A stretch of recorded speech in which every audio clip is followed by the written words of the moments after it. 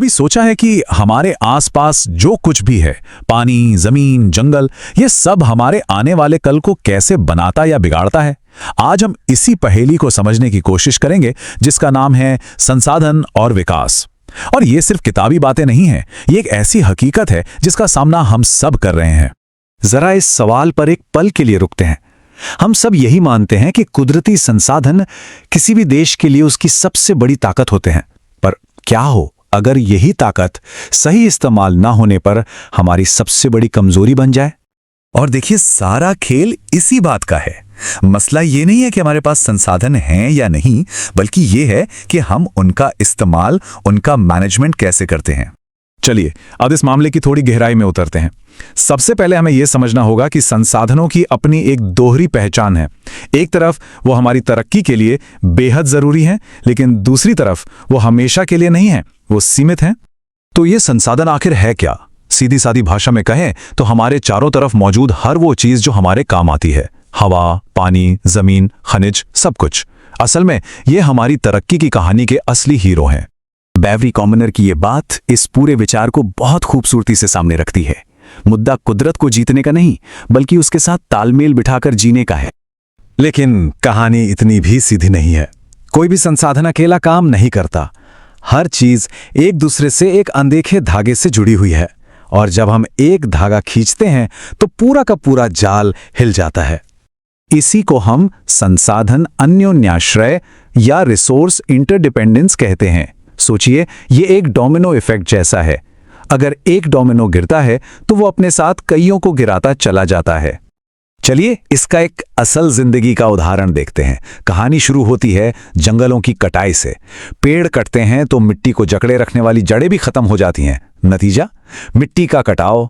धीरे धीरे उपजाऊ जमीन बंजर होने लगती है, जिससे खाने पीने की चीजों की कमी होती है, और आखिर में जाकर देश की पूरी अर्थव्यवस्था पर असर पड़ता है। देखा, सिर्फ एक गलत कदम और पूरी बाजी ही पलट गई। तो चलिए अब इस बड़ी पिक्चर से हटकर एक असली केस पर आते हैं। भारत।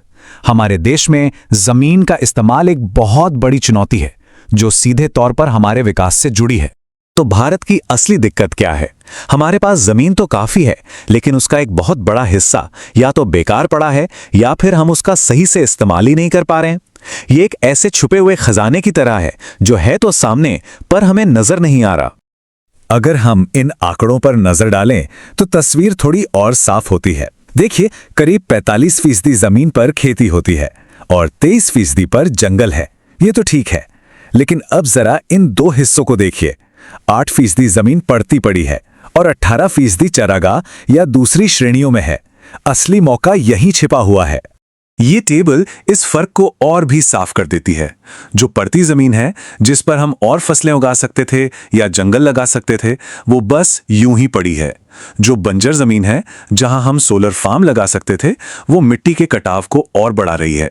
ये हमारी क्षमता और असलियत के बीच का एक बहुत बड़ा गैप है। तो सवाल ये उठता है कि इस समस्या का समाधान क्या है? जवाब एक ही शब्द में है, प्लानिंग, यानी नियोजन। एक सोची समझी रणनीति ही हमें इस चक्रव्यूह से बाहर निकाल सकती है।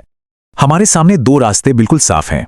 एक रास्ता है बिना सोचे समझे चलने का, जो हमें बर्बादी, संसाधनों की कमी और असमानता की तरफ ले जाता है।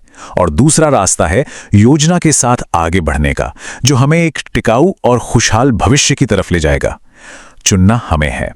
और जब हम संसाधन नियोजन की बात करते हैं, तो इसका मतलब सिर्फ कुछ नियम कानून बनाना नहीं है। ये एक स्मार्ट स्ट्रैटेजी है। इसका मतलब है पहले ये पहचानना कि हमारे पास क्या है, कितना है, और फिर उसे सबसे बेहतर और समझदारी से कैसे इस्तेमाल किया जाए, आज के लिए भी और आने वाले कल के लिए भी। भारत जैसे विशाल और विविधता से भरे देश के लिए प्लानिंग तो और भी ज्यादा जरूरी हो जाती है। इससे न सिर्फ हम भविष्य के लिए संसाधन बचाते हैं, बल्कि ये भी पक्का करते हैं कि विकास का फायदा देश के हर कोने तक, हर इंसान तक बराबर पहुंचे। अच्छा, प्लान तो बना लिया, लेकिन उसे जमीन पर कैसे उतारा जाए? तो चलिए अब कुछ ऐसे ठोस कदमों पर नजर डालते हैं जो उठाए जा सकते हैं। तो इसका रोड मैप क्या हो सकता है? सबसे पहला कदम सर्वे करना, मतलब ठीक ये पता लगाना कि हमारे पास असल में क्या है और कितना है। दूसरा, एक मजबूत सिस्टम बनाना ताकि योजनाओं को लागू किया जा सके। तीसरा, इन योजनाओं को देश के बड़े मकसदों से जोड़ना। और हाँ, इन सबसे जरूरी टेक्नोलॉजी का इस्तेमाल और लोगों में जागरूकता फैलाना, क्योंकि लोगों की भागीदारी के बिना कोई भी बड़ी योजना कामयाब नहीं हो सकती। और इन सभी कोशिशों के पीछे का जो असली और अंतिम मकसद है वो है सतत विकास, यानी एक ऐसा विकास जो हमारी आज की जरूरतें तो पूरी करे लेकिन आने वाली पीढ़ियों के हक से कोई समझौता ना करे। तो हम इस चर्चा को एक बहुत ही जरूरी सवाल के साथ खत्म करते हैं। ये सिर्फ जमीन या पानी बचाने की बात नहीं है, ये एक नैतिक सवाल है। हम आज की अपनी जरूरतों और आने वाली पीढ़ियों के अधिकारों के बीच सही संतुलन कैसे बना सकते हैं, इस पर सोचना बहुत जरूरी है।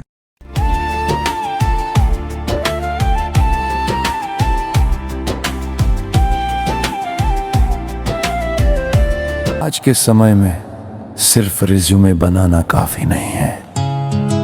जरूरी है कि लोग आपको समझें, आपकी स्किल्स को जानें और आपकी कहानी सुने। आज सोशल मीडिया पर जो दिखता है वही बिकता है। इसीलिए हम लाए हैं रिज्यूम एक्सप्लेनेशन वीडियो सर्विस, जहां आपका रिज्यूम ये प्रोफेशनल तरीके से ये आसान भाषा में समझाया जाता है। दिखो, इससे बनती है आपकी करियर रेपुटेशन और मजबूत होती है आपकी सोशल रेपुटेशन। जब आप अपना रिज्यूम वीडियो सोशल मीडिया पर शेयर करते हैं तो लोग आपको सिर्फ नाम से नहीं, आपकी काबिलियत से पहचानते हैं। क्योंकि आपकी पहचान मायने रखती है।